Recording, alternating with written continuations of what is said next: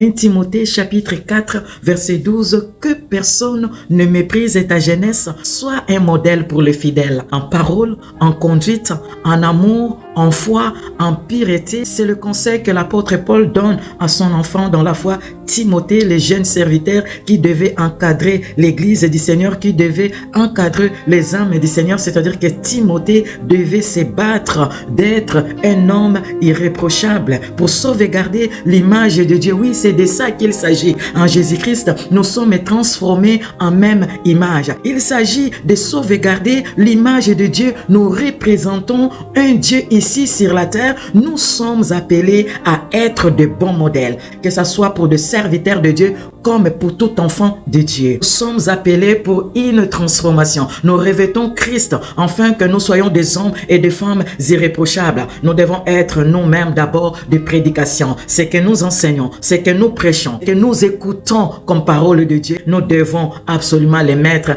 en pratique. Mauvaise conduite amène alors les gens à blasphémer contre Dieu, à calomnier contre l'œuvre que le Seigneur a accomplie à la croix. C'est alors que la Bible dit que le chemin de la vérité est calomnié à cause de ces mauvaises œuvres. Certes, nous sommes des hommes, mais pas des hommes ordinaires, pas des hommes animaux, mais des hommes spirituels, afin de marcher selon l'esprit et non selon la chair. Nous sommes des hommes extraordinaires car un Dieu habite en nous par son esprit, n'est-ce pas? L'apôtre Paul dit, ce n'est plus moi qui vis, c'est Christ qui vit en moi. Alors valorisons l'esprit de Dieu qui habite en nous. Si nous marchons, nous vivons alors selon le Saint-Esprit, nous n'accomplirons pas les œuvres de la chair. Shalom.